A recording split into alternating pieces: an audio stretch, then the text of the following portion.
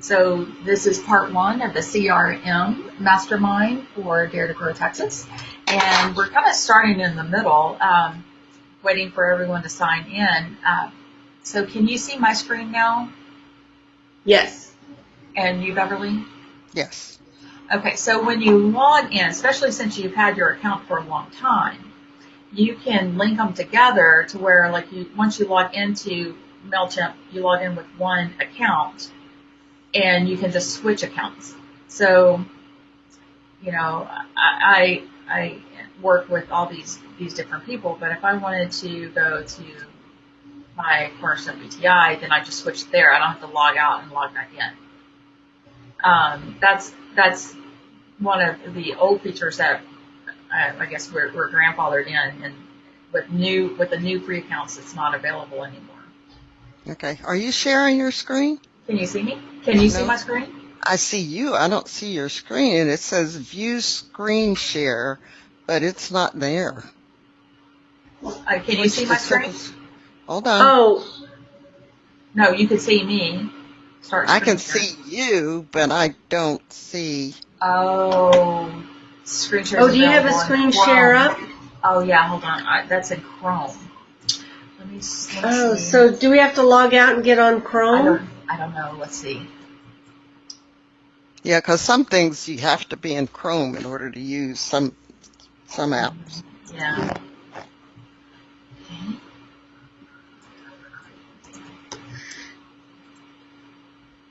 Okay. I'm going into Chrome. Let's see.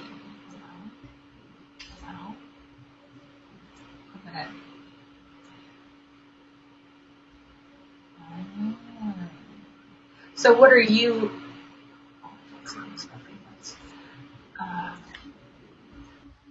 So Julie, what are you in? Firefox. In Firefox, yes. Me too. Okay. So let's see. Well, let me see if I can do. Let me start screen share. Let me go back to.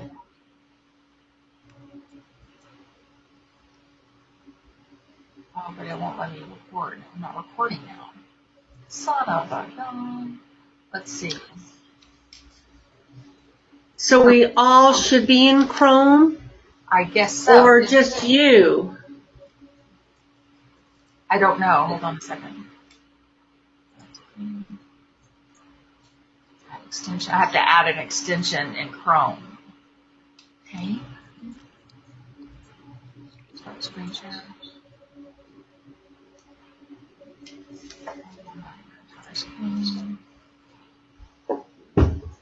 Okay.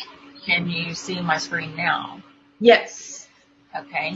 So so I'm in the background, in MailChimp. It's at top. Oh, yeah. Okay. It's very, very small. Yes, extremely small. Extremely. Can't really read it. What about now? Nope. That doesn't. A little better, but it's still like. I can read campaigns, but that's about it. Mm-hmm. Read campaigns. The word campaigns. Okay. Hold on. That's good. I'm glad we're experiencing this now. We didn't really test this out. Mm-mm. What about now? There it is. Where is my campaign? So yeah, you had to make the screen. Yeah, I blew up like 133%. Yeah. So when you have them linked together, and with your older accounts that you have over Beverly, you should be able to do that. So then when you log in with just one account, but then you can switch through accounts. Okay. So you could, switch over to the other account and not have to log in and out again. Okay. So that's, and how you do that is, once again, you come up here to up at the top where it has your name, and you do the drop down and go to account. And from an account under settings, there's a place for users, and then that's where you can invite yourself. Okay. That way I don't have to have keep email accounts available, Okay. or remember what email account and what password, passwords are gonna be the death of me. hmm Well, I have two-step authorization. Authentication. Yes. Well, I found out I already have an AWS account. Oh, okay. Well, it was created somewhere because I don't remember building it, but it must be just through my um, Amazon account because it uses my Amazon login. Right, right. Yeah, so Okay, so Julie, you were saying you were having trouble. Let's go back to putting people in. But let's start from the beginning. I wanted to talk yeah. about why you want why do you need a CRM versus, well, I've got Outlook. And yes, you can go to an Outlook and you can send email to lots and lots of people through Outlook, but you only usually have 250 relays, so you can only send 250 emails out a day. Um, and so there's a limitation in that. And then also, it's a great way to get yourself blacklisted. So if a few people complain that it's spam, you could end up being blacklisted. When Mike was at Gardier, they sent out a marketing email. This is back in the day, 2005, 2006, email blast to I don't know how many people, and they ended up on the blacklist. And what happened was it was AOL that put them on the blacklist, and they went through and looked at every email sent, and not one of them was an AOL account, but they Mm. still got blacklisted. And what happens when you're blacklisted? Your site is unavailable. I mean, no emails can go to and from. It's a big deal, and you have to jump through hurdles to get off of that. That's one reason to have a third party system that you send emails from. Another one is you don't have the analytics. So let's say you go, well, I'm only sending it to 20 people. It's not that big of a deal. But you never know who opens it or who didn't open it. And you can put on the Outlook to, alert you when they've opened it. But when I receive it, I have the option of letting you know or not letting you know that I opened it. So that's it's not foolproof. So when you send out an email, you can, once it's sent, you can view reports. And you know that I sent this to 104 people, 45% opened it. MailChimp will give you what the list average is for your industry when you select your industry, so you know if you're doing better than industry, worse than industry. So you know how many opened it, 3 clicked, 4 bounced, and so 45 people opened it, but it was opened 81 times. So we had some repeat openers, which is great. And then you can also drill down on that and see who opened it. So, and that email that I sent out, all these people opened it. And look, Chris, my partner, opened it 6 times. She loved it so much. So I've had people say, well, I didn't get that email. And then I looked at the report. Well, you didn't get it, but you opened it 2 times. So let me send that to you again. Yes. So that's exactly why you want to have it, just because you have all of these analytics. And my thinking is all the homework that we've done on identifying who our client is, our avatars, we can create emails that, an email that would, with a click through, let us know who are messaging, who's talking to what avatar. Let's go back. because here it says 3 people clicked. And when you click on that, that's some links that I had in the email. So one was going to my mom body to log in. I don't know what this one was. What's that one? Oh, add event so they could RSVP. So people RSVP'd, and then this went to our mind body. So you could create special messaging that would really appeal to. So Beverly, what's one of your avatar's names? Marion.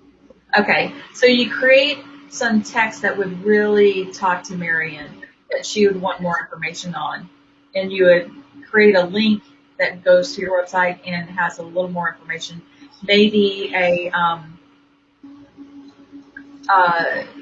where she could ask for more information or just read something so you can get her to click so you know who you're talking to.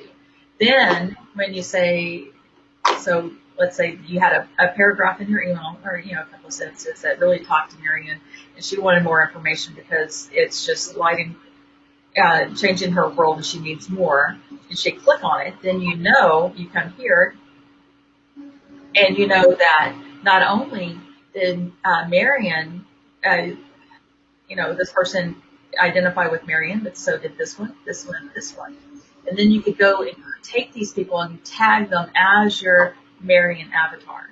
So then next time you send out emails, you can send out one just targeted to Marion and tweak that same email and target it to your other avatar and so forth and so on. So you can use this kind of drill down so you know who you're talking to. You're sending them exactly what they want. They don't have to wade through a list of things to get to the part that really talks to them. It's just targeted straight to them. That's my thinking of how you use this, all the analytics to really fine tune your messaging. In my humble opinion, when you're talking to them and it's resonating with them, I think you have a better, engagement rate. Mm-hmm. So whether it's they come to an event that you're putting on, or they're going to participate in a workshop or something like that. Any kind of questions? Any questions so far?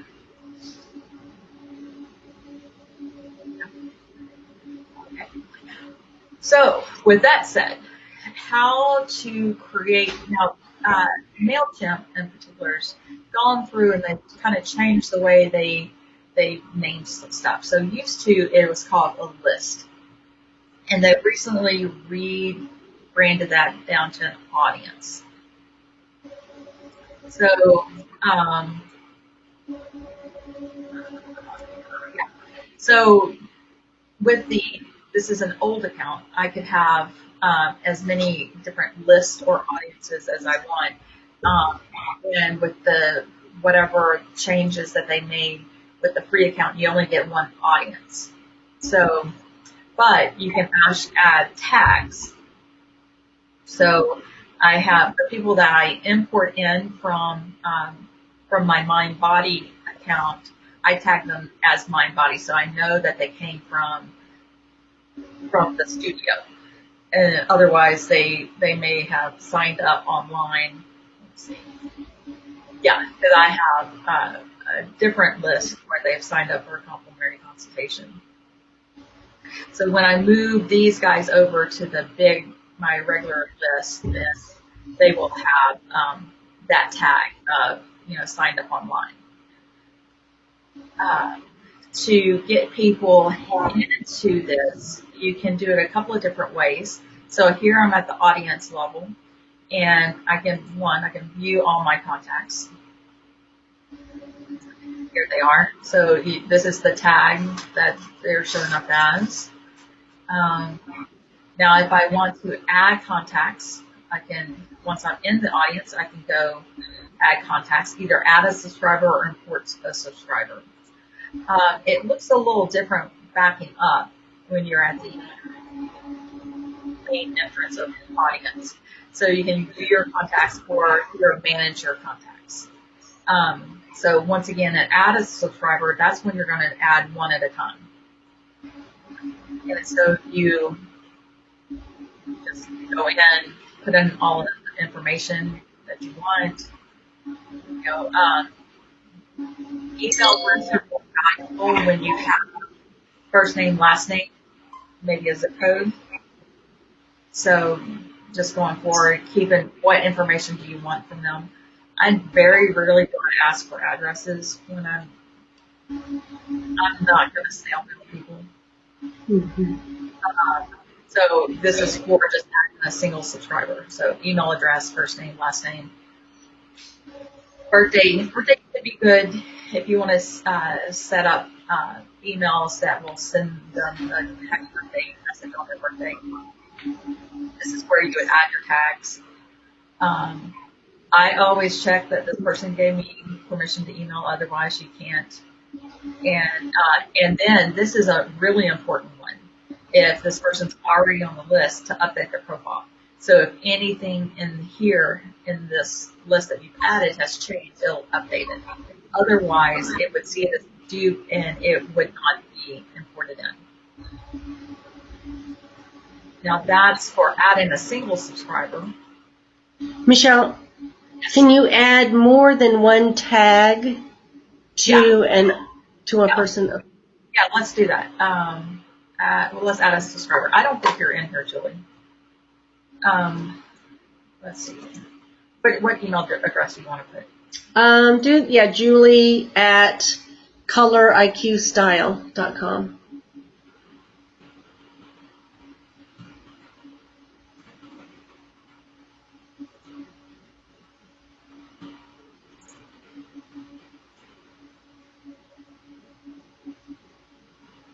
Oh, 18. Okay, so let's see. We're going to add or create. So you're not a mind body because you're not in my mind body, but let's see. Maybe let's see. Interested. Let's just do Pilates. Possible.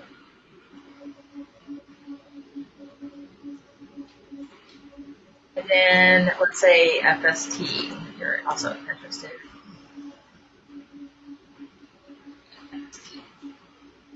So boom, there you have a couple of tags. So that's a great question, because sometimes you may have avatars that are maybe have dual interest, and so you could create an email, and the way you set up your email, you could base it on tags, and so then you would just take your list or audience and create the email and divide it by tags, and then everyone with those tags would get the email. I'm going to go ahead and add you because this person gave me permission to email them. So this is in place of segmented lists, because that's what they had before. Right. Yeah. So it's just a different way to do that, and you can still do groups. Groups, the way you used to create groups, it's still there, but I had to hunt around for it because they've kind of changed that around. So it's that same idea. Okay. So, look, mission accomplished. Woo-hoo! Julie's in my list. Now let's say I've got a list of people that I want to do. So I am going to import because I've got lots. You can upload a CSV, or I just prefer to copy and paste. Over here, I hired Sherry Searcy for admin, and she's put in all my people into my mind body, and I've downloaded them so I can import them into my list. Now, when you're importing from lists, you always have to have the first column has to be email. So if you're exporting your list from something, it may have your email and a column that's down the way. You'll have to kind of finagle, move your stuff around to get email in the first column.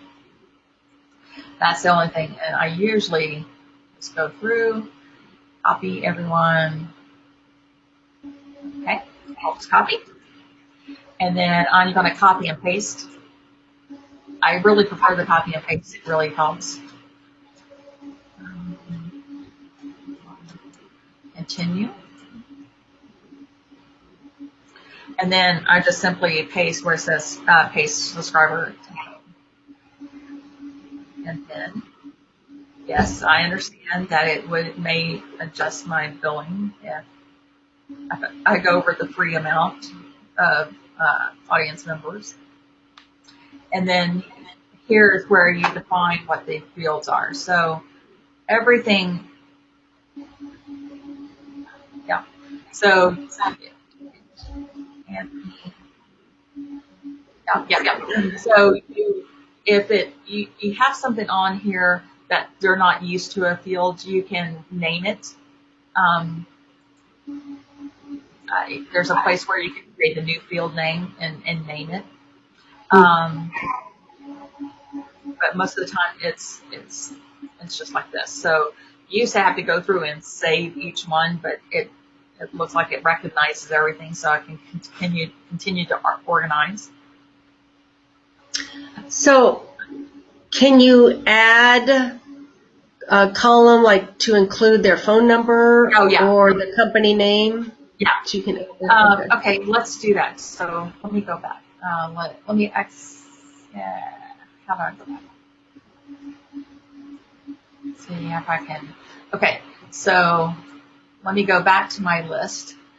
And, I had a nickname. Let's see.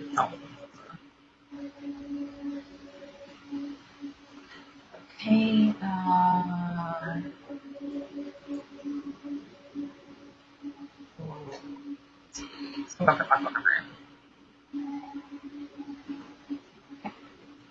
so once again, I'll go highlight all the fields. I know this is riveting, isn't it, ladies? Copy and paste at its best. Okay. Hold on. Sorry, I just well, to see it done, it's not scary anymore. Right. Okay, so now it's all in here. Okay. And yes, I still understand. Now, here we go. So last name, unmatched column. So we'll go ahead, edit, and last name, and we'll save it. And then first name, and we'll save it. Oh, but there's not a nickname. So we're going to create a new field. This is nickname. Save. And then, oh, look, there's not a phone number. Let's see. Oh, there's a phone number. And save. And then we'll just skip this because that's a blank column. And so it will not be imported. So now, you see how easy it was. So now it knows how to put all the stuff into the database. So organize. Now all these people came from my mind body. I want to make sure they're there. Yes, we want them to be subscribed. And if they're already have been entered, then I'm going to just update the existing contacts. Okay, so now it's starting. Oh my gosh, someone's making coffee and smells delicious. And all we have to do is click the import. And it could take a few minutes for them to get it all imported in, and there it is. So I had 121 contacts that I uploaded, and 139 of these are subscribers. So let's see. Oh, it's just telling you that my list was complete, import was complete. So here they are.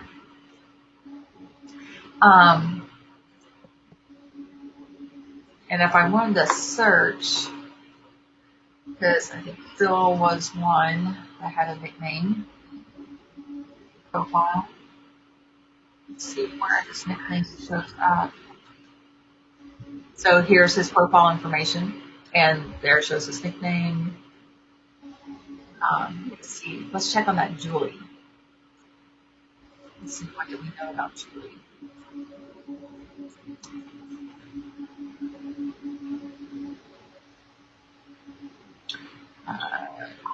Ones.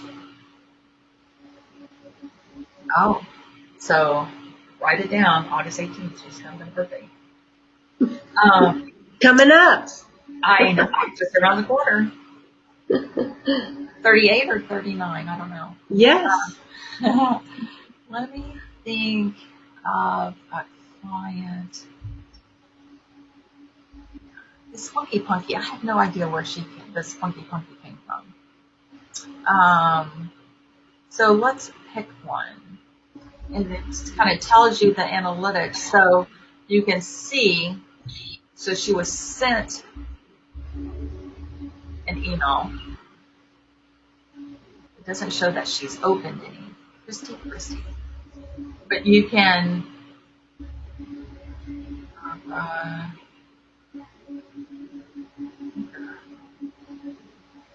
she opens it. Let's see how good my people are. Doesn't show any that she's open. Well, because a lot of times it'll show you how many times they've opened it with all their activity. So when oh well, let's go to Chris. I know Chris wants to open this several times.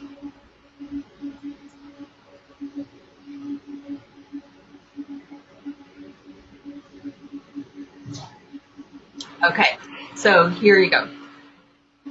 So back from so she was sent, she opened it, and look at this. So she opened the email that was sent the 25th, or maybe probably the 22nd, and she opened it a couple of times. Then she went through and she clicked the link. And there will tell you what link she clicked.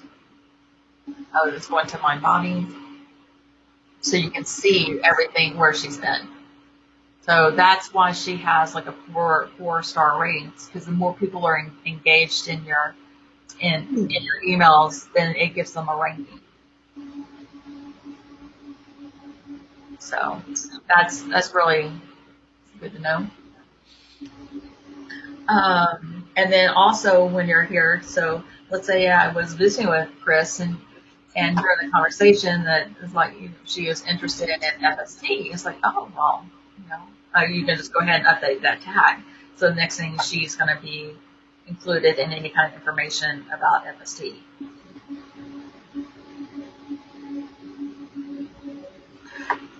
So with that, after that's the next big thing is in people in your audience. Another way to get people into your audience is, let me go back here, is you can create sign-up forms where they can go online.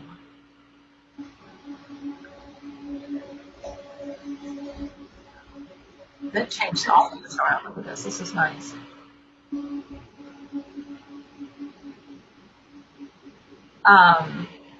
And where they're coming from.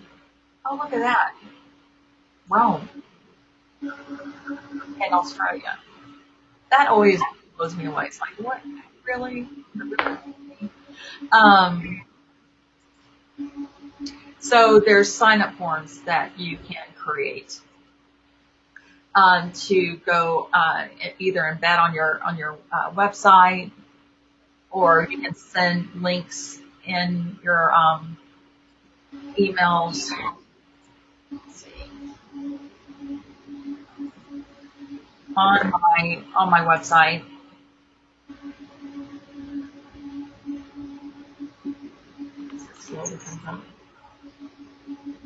So there's a place where they can just put in their email address and sign up.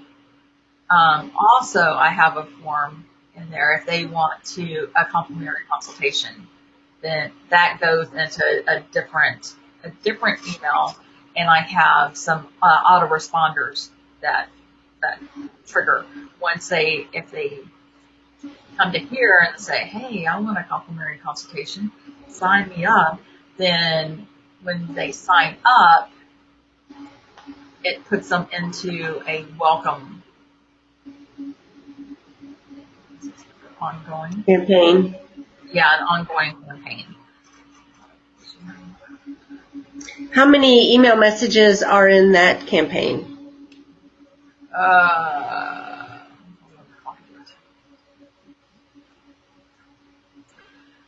This drives me nuts.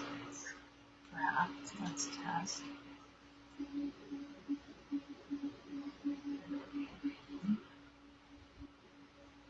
Automation. I hate when they just start moving stuff around. Oh, let me get in the right campaign list. Okay, so how many? I'm sorry. Ask your question again. How many emails are in your welcome campaign? I have one email in the welcome campaign. And then if it hasn't been opened within a certain amount of days, it sends a different email. If it has been, once it has been opened, there's a different email that triggers off from that. But it's real simple. It's not anything super, super involved. Mm-hmm. I don't want to. Yeah, I know you've done this. Is you signed up for something, the next thing you know, they're emailing you like they're your best friend. Right. I don't want that. But I felt like 2 to 3 days was long enough to reach out again and say, hey, you said you were interested, but we haven't heard from you. You said you were interested, here's the next steps. How can I help you? And just leave it at that. Mm-hmm. I don't want to turn people off. Right. It's a fine line. They say that, sometimes one email a week is plenty. I don't know. I've had, with EWL, I had a large list. We had like 800 to 1,000 people in our list. And they wanted we need to send them something every week. And every time especially coming up to like our either our luncheon or our big event, they want to send something every week. And I kept saying, you don't need to do that. I mean, that's too much. If something every week. And you'd send it, and then you'd see 10 unsubscribes, and you send the next one, another 10 unsubscribes. You could just see your list shrinking by, sections of 10 every time. It's just like, we can't do that. People are inundated. Yes, they love us, but we don't want to become such a pain that they hate us. And I can understand how you can be overzealous. It's like, oh my gosh, here's this new person and they want to know everything about me, but you have to, there's a fine line. And that's where having the analytics is really important. Because if you're just doing this out of your Outlook account, you'd have no idea that 10 people are reporting you spam or hitting delete as soon as they see the email. So it's a fine line. So anyway, with that said, once we have the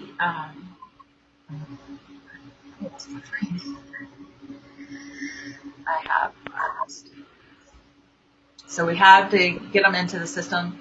Oh, and then the list management. So getting some kind of sign up form on your website, so people who stumble across want more information, you can do that right there. I'm sorry. Go ahead. You can create emails in this system, right? So you can either upload an email, or you can just create them right there in MailChimp? Yes. So we haven't got to the email part. We have to have all the names in the database to send the emails to. And so we've created the account, we've uploaded people.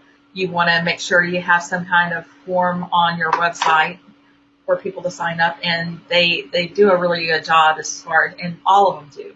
I know you generate sign up forms all the time for Apricot Rocket, another CRM that supports Dare to Grow. Same thing with Constant Contact. There's always a form that you can use this form and embed this into your website, so people go onto your website and sign up, which gives them a higher ranking. So when we're looking at the ranking of the people, so that's how, this, I don't know who this Michael Side is. He only has two. So he may have been uploaded, but this person is really engaged. So when they go online, so I know Mason did go online and signed up on the form. So that gives him a little more ranking, and he's open emails, that kind of stuff. So that this contact rating has a big play on if you make sure you're not spamming people, because that's a big reason why you want to use a third party, is so you're doing it legitimately and not just buying a list and sending out tons and tons of email. Because if you have people, let's say you found a list somewhere and you uploaded and you emailed everyone, and I think as little as 5% complained that you spammed them, that they didn't request that, then MailChimp would put a kibosh on you, and you'd have to explain to them exactly how you got these names and all of that. So when they go online and sign up, that's more in your favor. So let's say this happens too. Let's say Mason signed up, and then he's 3 months down the road, he goes, I really don't want to hear anything more from him. And instead of hitting unsubscribe, because people are weary about unsubscribing, this is spam. And then MailChimp comes and looks at, but look at this. He signed up online, and he's opened their emails, so it really wasn't spam. Mm-hmm. But if this person was uploaded, like an admin added, and then nothing ever was done, and then they were reported as spam, they go, maybe that's not a legitimate name. So that can happen. So that's why it's really golden if you can have them sign up online. So with that said, still talking about list management, some people will just unsubscribe, and once they unsubscribe, then you cannot put them back in. So let's say Julie, you were to go in and unsubscribe, I can go, oh no, she doesn't, and put her back in. It will not let me put you back in. The only way you can get back into my list is that I have to come back to this list sign up form. So I need to select a form builder. So here's the form, in which you can make this form look like you. You can put in your logo. You can change all around. If you wanted to get different information other than what's here, like this is, you can do that. And then you can just copy this copy this URL. And it's like, Julie, I'd love to add you back, but because you unsubscribed, to the list in the past, I need you to physically go in and email and sign back up. Here's where you do that. And you give them that URL for them to sign up. So I think that's kind of a good check and balance, so you just don't keep adding people. Harassment. So next month, we're going to talk about what we're going to do with this. So why go through all of this? Well, we want to send emails, and we're going to do that through campaigns. So I am going to email out not only a link of this recording, but a template of a welcome email. What I would do. And just to give you a guideline. And I plan to make my email to where it is about addressing each of those avatars. So we can start exploring that, how we're going to let our list tell us who they identify with, so we can further down the road targeted marketing to them. And I'll send that out because we will need to have next time an email set up for, we'll work through how we get that email set up. But at least you have it, and you can have it in a Word doc, and then we'll create the email together. Does that make sense? Any kind of questions? I've got a question. So, do you ever go in and if somebody's unsubscribed, do you delete them, or do you just not even look at that? I don't even look at it. No, okay. I just leave them in there, and they'll give you a list of unsubscribed, and you just leave it there. Yeah, just leave it there. Mm-hmm. Because I think they if you try to add them again, then they'll look at the unsubscribe list, won't they? Right. And I don't know if you can, I wouldn't spend my energy on it. Mm-hmm. And then two, I don't know if you can delete them. Now you can go and take people out of your list. So let's say you have you see in your list someone that's subscribed to you that is taking your emails and turn around and send it to all her clients plus some of yours as hers. Right. You know. Right. Oh, well, let's. One of those? I don't, but I have heard of. I have had clients who has had that happen to them. Mm. You know, they're taking other people's stuff and passing it off as their own. It's like, okay, so I'm not going to write your copy for you anymore, so I'm going to take you out of my list. So I would block you. And right. But the thing is, Julie, if I wrote something, you could take it, make it sound 10 times better and different.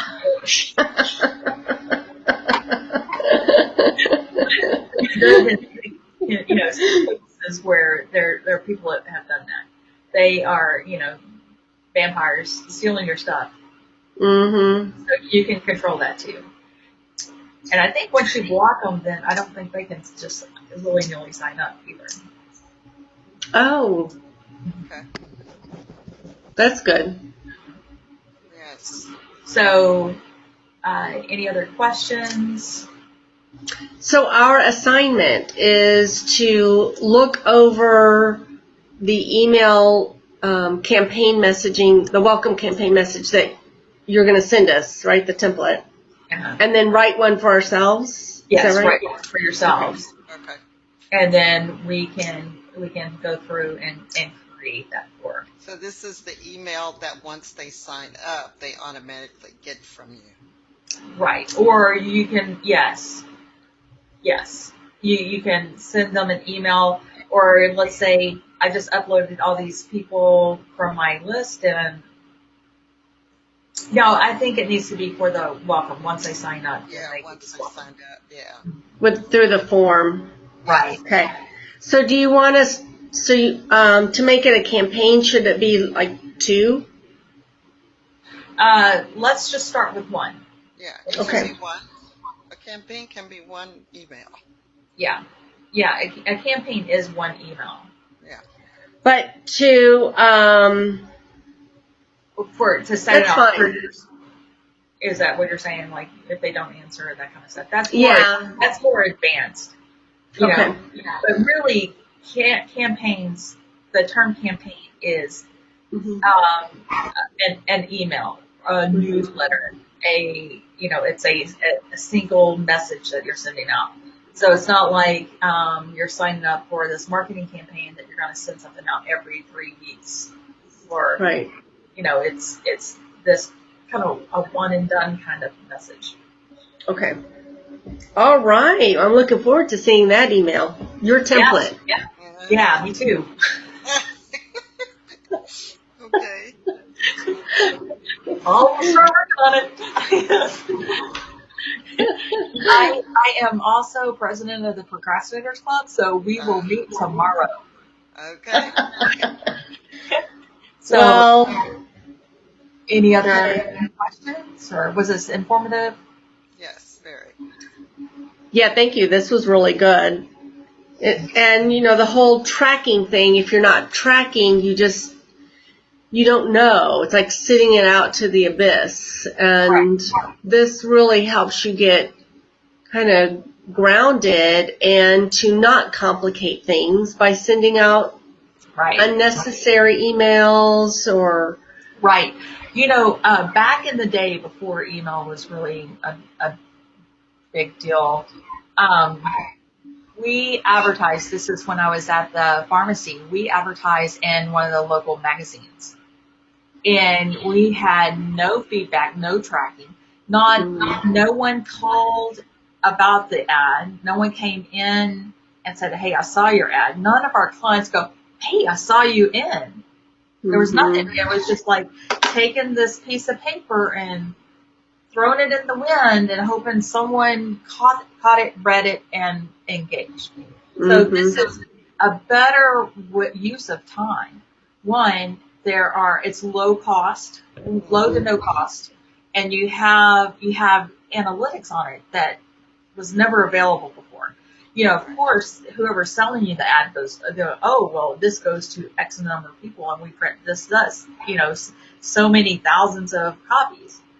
Right. But it never boiled down to where we actually saw something from it. Yeah, short of saying, come in and tell them you saw this ad and you'll get a free gift. I mean, you had to add those kinds of things. And even with that, nothing. Nothing? Yeah, there was a call to action. It wasn't just, hey, we're a compounding only pharmacy. No, there was a call to action in the ad. Okay. Yeah. So this is so much better. At least you have something. Yeah. You can have analytics. They opened it or they didn't open it. Right. Right.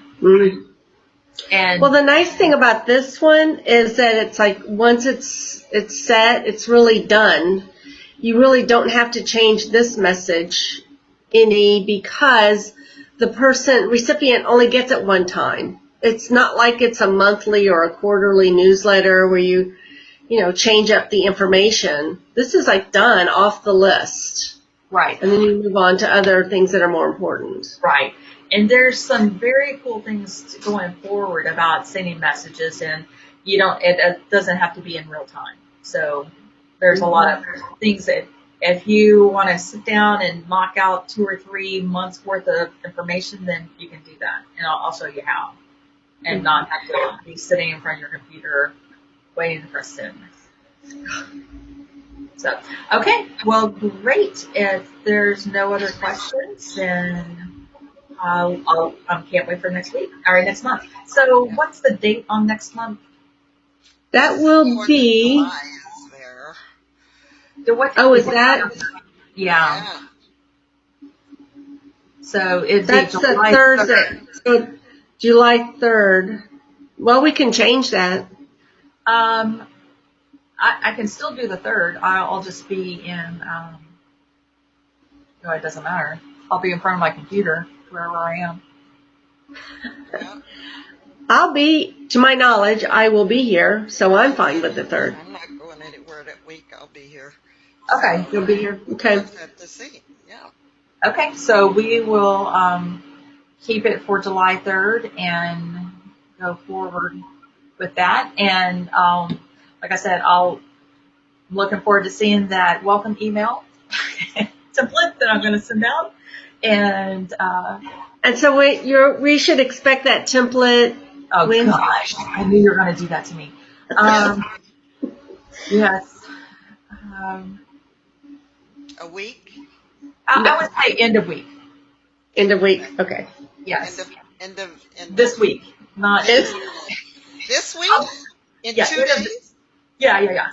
I mean, once I get it done, it shouldn't take long. Okay. So I either do it now or it'll be July 2nd. Okay. So, yes. I don't think so. You do too many things. I don't buy that. So, okay. Let me. All right, my dear. Thank you very much. This was great. Yes, very good. And I like the whole chime thing. Okay. So I guess as a reminder, next time we should all be in Chrome. Yes, that's an important part is being in Chrome. Yeah, Okay. they're kind of forcing us to do Chrome because there's a lot of things that I've gotten now that says you have to use Chrome. So, Well, it's an addition or an add-on to the Chrome browser. yeah. Hmm. Okay. Yeah, I'm on a Mac, and so I either use Firefox or I use Chrome, and a lot of times I have to go to Chrome instead of Firefox. Yeah, that's what I'm finding. Interesting. All right. Very good. Okay. Thank you. All right. Thank you so much. Let me see how I'll stop. So we're going to stop the recording. Yeah, you only see I've that. got a thing at 2:30, so. Okay. Stop. And let me see. I don't know how to stop the recording. Okay, I think I'm going to leave, and then I'll come right back in for our meeting. How's that? Okay.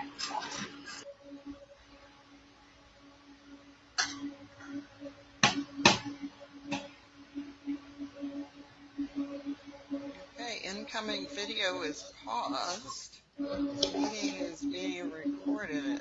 I'm going to go potty real quick. I'll be back. Do we all have to exit in order to? I guess. I don't know. That should stop. Okay. I will leave too.